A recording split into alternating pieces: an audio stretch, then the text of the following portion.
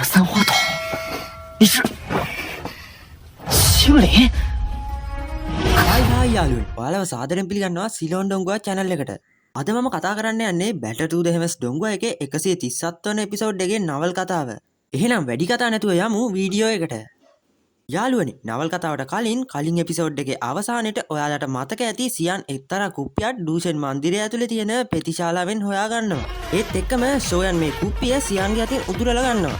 යාළුවනි ඔයාලා ඉතින් මුලින්ම Battle to the Heavens ඩොංගුවා එක බලපු ෆෑන් කෙනෙක් නම් මේ කුප්පියේ තියෙන දේවල් ඔයාලා දැනටමත් දන්නවා ඇති. එතකොටම අපේ කට්ටියට පැත්තකින් තියෙන කබඩ් එකකින් පුංචි ශබ්දයක් ඇහෙනවා.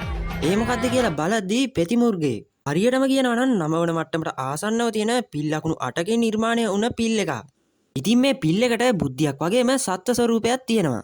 සෝයන් මේ පෙතිමුර්ගයා එයාගේ යටතට ගන්න 6 වන සහ 7 වන මට්ටමේ ඖෂධ පෙති කිහිපයක් මේ පෙතිමුර්ගයාට කන්නත් දෙනවා.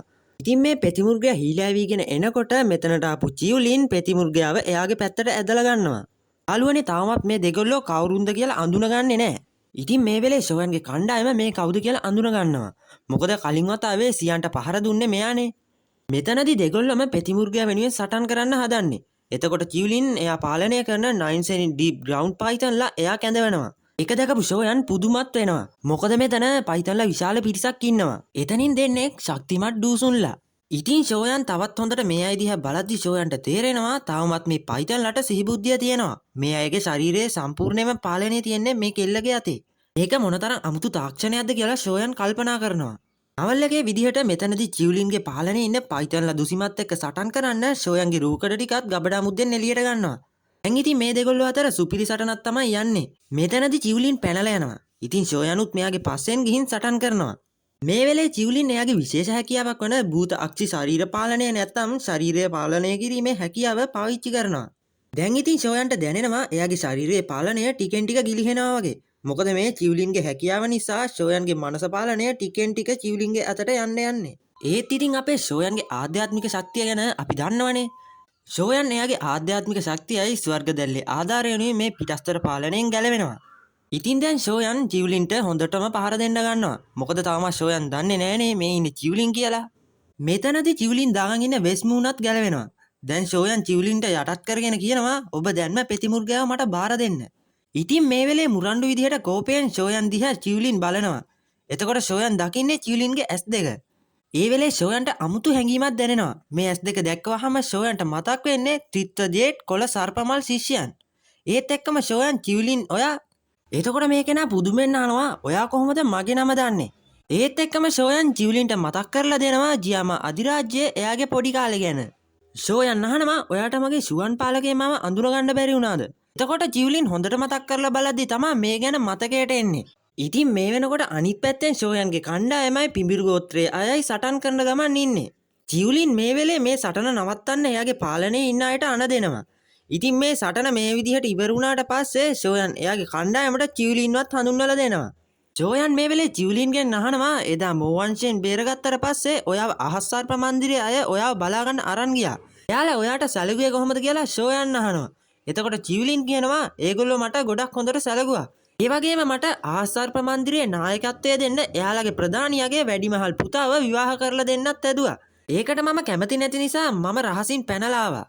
ඒත් යාළුවනේ චිව්ලින් මෙහෙම කිව්වට ඔක්කොම වෙච්ච දේ සෝයන්ට කියන්නේ නැහැ.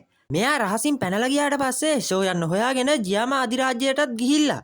එහෙදි සෝයන් මධ්‍යම තනිතලාවට ගිහිල්ලා කියලා දැනගත්තට පස්සේ මේ විදිහට සෝයන් හොයාගෙන තමයි මධ්‍යම තනිතලාවට ඇවිල්ලා තියෙන්නේ. ඉතින් මේ කතාවෙන් පස්සේ චිව්ලින් එයා ගත්තු පෙතිමුර්ගයාව ආපහු සෝයන්ට බාර දෙනවා. ඒ වෙලේ ඉතින් නිදහසුණු පෙතිමුර්ගයා සෝයන්ගේ පිටිපස්සෙන් ගිහින් හැංගෙනවා. සෝයන් අහනවා මේ පෙතිමුර්ගයා ඇත්තටම ඔබට අවශ්‍යද? එතකොට චිව්ලින් කියනවා එයාට මේ ප්‍රතිමුර්ගයාව ඕන වෙන්නේ එයාගේ ඇඟේ තියෙන විෂ ඉවත් කරන්නලු. ඉතින් සෝයන් කලබල වෙලා චිව්ලින්ව පරීක්ෂා කරන්න ගන්නවා. සෝයන්ගේ ඇල්කෙමි හැකියාවට අනුව තේරෙනවා චිව්ලින්ගේ රුධිරය දරුණු ලෙස කැටි ගැහෙනවා විතරක් නෙමෙයි විෂ ශරීරයේ තියෙන චී ශක්තිය සමග මිශ්‍රත් වෙලා කියලා. ඉතින් සෝයන් කියනවා මේ මොන වගේ විෂක්ද? චිව්ලින් එතකොට කියන්නේ මේ 9 සෙනි ඩීප් ග්‍රවුන්ඩ් පයිතන් ගෝත්‍රයේ අධිරාජ්‍ය පිඹුරගේ හදවත කාදනය වීමේ ඇතිවන විෂ. මේ විෂ ලෝකයේ තියෙන විෂ වලින් ඉහළම ගණයේ විෂ. මම මේ විෂයට ප්‍රතිරෝධයක් නැහැ කියලා කටකතා වලින් අහලා තියෙනවා කියලා චිව්ලින් කියනවා. එතකොට පැත්තකින් හිටපු ලිටිල් ෆේරි කියනවා ඔයාගේ ශරීරයේ තියෙන සියලුම විෂ ඉවත් කරන්න පෙතිමුර්ගයාගේ රුධිරය පමණක් ප්‍රමාණවත් වෙන්නේ නැහැ. ඉතින් ලිටිල් ෆේරි මෙහෙම කියන්නේ එයා හොඳටම වසවිස ගැන දන්න නිසා. ඉතින් යාළුවනේ මේ විදිහට 9 ඩීප් ග්‍රවුන්ඩ් පයිතන්ලා චිව්ලින්ට පහර දෙන්න හේතුව තමයි දුර්ලභ ත්‍රිත්ව ජේට් කොළ සර්පමල් ශිෂ්‍යයන් සියලුම සර්ප ස්වරූපයේ ඉන්ද්‍රජාලික මෘගයන්ගේ සතුරන් වන නිසා. ෂෝයන් මේ වෙලේ චිව්ලින්ට කියනවා මේ විෂයට ප්‍රතිරෝධයක් නැති වුණා සුව කළ නොහැකි දෙයක් නොවේ. මොනවා වුණත් මෙම ස්ථානය විෂ ඉවත් කිරීම සඳහා හොඳ තැනකුත් නෙවෙයි. ඉන් පිට වුණ පසුව අපි විෂ ඉවත් කිරීමට ක්‍රමයක් හොයාගනිමු. ඇයි ඉතින් තවදුරටත් අපේ කණ්ඩායමත් සමග එකතු නොවන්නේ? ඉතින් මේ වෙලේ චීලිනුත් කැමැත්තෙන්ම මෙයාලගේ කණ්ඩායමට එකතු වෙනවා. දැන් ඉතින් ෂෝයන්ගේ කණ්ඩායමට අලුත් සමාජිකයෙක් එකතු වෙනවා. ඒ වගේම කණ්ඩායමේ ශක්තියද ඉහළ යනවා.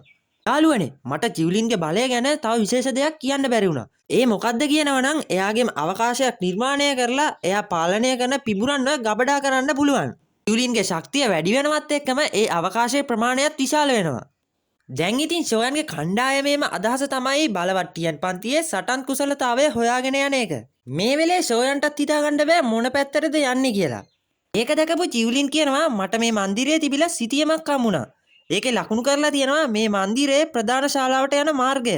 ඉතින් හැමෝම මේ සිතියම අනුගමනය කරන්න ගන්නවා. මෙයාලට ඉතින් මේ සිතියම නිසා මන්දිරයේ තියෙන බලවත්ම තැන ඒ කියන්නේ ප්‍රධාන ශාලාවට යන්න පුළුවන් වෙනවා. මේ ශාලාව දැකපු හැමෝම පුදුම වෙනවා. මේ වෙලේ ෂෝයන් දකිනවා අක්‍රියව ඉන්න පපටලා 10 දෙනෙක්ගේ අතේ එක් ලියවිලි තියෙනවා. මේවා ටියන් පන්තියේ ඩූ කුසලතා වෙන්න පුළුවන් කියලා ෂෝයන් එයාගේ කණ්ඩායමට කියනවා. තවත් හොඳින් බලද්දි මේ තැන මැද ගල් ආසනයක් තියෙනවා. එතන ගල් පුටුවක සුදු ජේට් පැහැති ඇටසැකිල්ලකුත් තියෙනවා. මේ ඇටසැකිල්ල තියෙන්නේ හරියට මුද්‍රාවක් නිර්මාණය කරන විදිහට. ෂෝයන් දැනගන්නවා මේ ඇටසැකිල්ලෙන් නිකුත් වෙන ප්‍රභාවයෙන් මේ ප්‍රභූ ඩූෂන් කෙනෙක්ගේ ඇටසැකිල්ලක් කියලා. ඉතින් යාළුවනේ මේ වෙනකොටත් අනිත් අය මෙතනට ඇවිල්ලා ඉන්නේ. මේ වටපිටාව දිහා ෂෝයන් බලද්දි එතනට දැවෙන ගිනිදැල් නිම්නේ කණ්ඩායමත් එනවා. මෙතනදී ටෙන්ෂන් මේ තැන ගැන ෂෝයන්ට මෙහෙම කියනවා.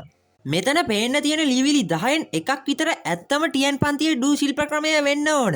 මෙහෙම කියලා ටෙන්ෂන් hina වෙනවා. ඉතින් යාළුවනේ මේ වෙනකොට ෂෝයන් ඩූෂන් ඇටසැකිල්ල දිහා ඇහැ ගහගෙන ඉන්නේ. මොකද යාවෝලාවෝගේ ශරීරය පිරිපහදු කිරීමේ එක් අංගයක් තමයි බලවත් පුද්ගලයෙකුගේ ඇටසැකිල්ල. මේ ඩූෂන් ඇටසැකිල්ල යාවෝලාවෝගේ ශරීරය පිරිපහදු කරන්න භාවිතා කළොත් යාවෝලාවට ඩූෂන් මට්ටමට ඉක්මනින් යන්න පුළුවන් කියලා ෂෝයන් කල්පනා කරනවා. දැන් ඉතින් ටික වෙලාවක් ගියාට පස්සේ මෙතනට අවකාශය ඉරාගෙන සෝල් හෝල් එකේ අයත් එනවා. මෙතන ශායිෂීනුත් ඉන්නවා. ෂෝයන් මෙතනට ආපු ශායිෂීන්ගේ අත දැකලා හිත යටින් කපට හිනාවකුත් දානවා. මේ තැන පැත්තකින් හිටපු ලේසුන්සේ එයාගේ අයට කියනවා ශායිෂීන්ගේ අත විනාශ කළේ ෂෝයන් කියලා කටකතා පැතිරෙනවා. මේක ඇහුණ ෆ්‍රෙන්චීනන් මේ මිනිහට මේ තරම් බලයක් තියනවද කියලා පුදුමත් වෙනවා. ඒ විතරක් නෙමෙයි මෙතන ඉන්න හුවන්ෂුවානුත් මේක අහලා ටිකක් බයත් වෙනවා. ඉතින් ශායිෂිනුයි ෂෝයනුයි අතර පරණ තරහක් තියෙනවනේ. මේ නිසා ශායිෂින් කෝපයෙන් පහර දෙන්න කියලා එයාගේ බලය නිදහස් කරද්දී ෂෝයන් එයාගේ ස්වර්ගීය දැල්ල එළියට අරගෙන ශායිෂින්ට කියනවා ඔයාගේ අනිත් අතත් නැති කරගන්න ආසද? ඒත් එක්කම ෂෝයන්ගේ උදව්වට ටැන්ක්චෙනුත් ඉදිරියට ඇවිත් හිට ගන්නවා. ඉතින් මේ දේවල් මෙහෙම සිද්ධ වෙද්දී මෙතන මැද තියෙන ලියවිලි වල මුද්‍රාවන් විනාශ වෙලා මේ ලියවිලි නිදහස් වෙනවා. ඒත් එක්කම අක්‍රිය වෙලා තිබුණු ස්කයි ඩීමන් පපට්ලත් සක්‍රිය වෙලා මේ ලියවිලි ගන්න යන අයට දරුණු ලෙස පහර දෙනවා. ෂෝයන්ගේ කණ්ඩායම නම් එකපාරටම මේ ලියවිලි ගන්න යන්නේ නැහැ. ටියන් හුවසුන්සේ මේ රූකඩ ගැන මෙහෙම කියනවා. මේ රූකඩ සාමාන්‍ය රූකඩ නෙමෙයි. මේ පුරාණ මිනිස් රූකඩවලට ආත්මයන් උකහාගෙන රූකඩේ ශරීරය තුල මුද්‍රා තැබීමට විශේෂ ක්‍රමයක් භාවිතා කරනවා. මේ ආකාරයෙන් නිර්මාණය කරන රූකඩවල යම් සිහි බුද්ධියක් තියෙනවා. ඒ නිසා මේ රූකඩ සමග කටයුතු කරන එක බොහෝ අමාරුයි. නවල් එකේදී නම් පිවිසුම් දොරටුවේ හිටපු රූකඩ ගත්තා වගේ ෂෝයන් මේ රූකඩත් එයාගේ පාලනයට ගන්න හැදුවත් ඒක කරන්න බැරි වෙනවා. මොකද මේ තැන අයිතිකාර ඩූෂන් බලවත් මුද්‍රාවන් මේ රූකඩවල ස්ථාපනය කරලා තියෙන්නේ. යාළුවනේ මෙතන තියෙන හැම ලියවිල්ලක්ම ටියන් පන්තියේ නොවුනත් ඒවා සාමාන්‍ය සටන් කුසලතාවලට වඩා බලවත්. ඒ කියන්නේ ෂෝයන් ගාව තියෙන දෙවියන්ගේ මුද්‍රා තාක්ෂණය හා සමානයි. ඉතින් ටික වෙලාවක් හිටපු ෂෝයන් එයාගේ ආධ්‍යාත්මික ශක්තිය පාවිච්චි කරලා හරිම ලියවිල්ල හොයාගන්නවා. ෂෝයන් කණ්ඩායමේ අයට කියනවා මම ලියවිල්ල අරගන්න. මට හරස් වෙන හැම බාධකයක්ම ඔයාලට බාර දෙනවා කියලා ෂෝයන් ඒ ලියවිල්ල ගන්න යනවා. ඉතින් ෂෝයන්ගේ කණ්ඩායමත් මේ රූකඩ අවහිර කරන්න ගන්නවා. ඒත් රූකඩ විතරක් නෙමෙයි මෙතනට නිදන් හොයාගෙන ආපු අයත් ෂෝයන්ට පහර දෙන්න ගන්නවා. ඒත් ඉතින් ඒ අය ගැන කියන්න දෙයක් නැහැ. මොකද ඒ අයට ෂෝයන්ගේ ශක්තියත් එක්ක හැරෙන්නවත් බෑ. මේ නිසා මේ අයවත් විනාශ කරලා ෂෝයන් එයා අරගන්න ගිය ලියවිල්ල ලුහු බදිනවා. ආරම වැඩේ කියන්නේ ගැඹුරු ශුවානිකායේ චෙන්ටියනුත් ෂෝයන් ලියවිල්ල ගන්න යනවා දකිනවා. චෙන්ටියනුත් එයා එක්කෙනෙක්ගෙන් උදුරගත්ත ලියවිල්ලක් ගබඩා මුද්දට දාගෙන එයාගේ පුතාගේ මරණයට පලිය ගන්න කියලා ෂෝයන් පස්සෙන් යනවා. ඉතින් එක තැනකදී ෂෝයන්ට මේ ලියවිල්ල ආධ්‍යාත්මික ශක්තියෙන් අල්ලගන්න පුළුවන් වෙනවා. ඒ තාමු විදිහට චෙන්ටියනුත් ලියවිල්ලෙන් පැත්තක් එයාගේ ශක්තියෙන් අල්ලගෙන ඉන්නේ. මේ විදිහට ඉතින් නවල් එකේ වගේම එපිසෝඩ් එකෙත් අද කොටස මෙතනින් ඉවර වෙනවා.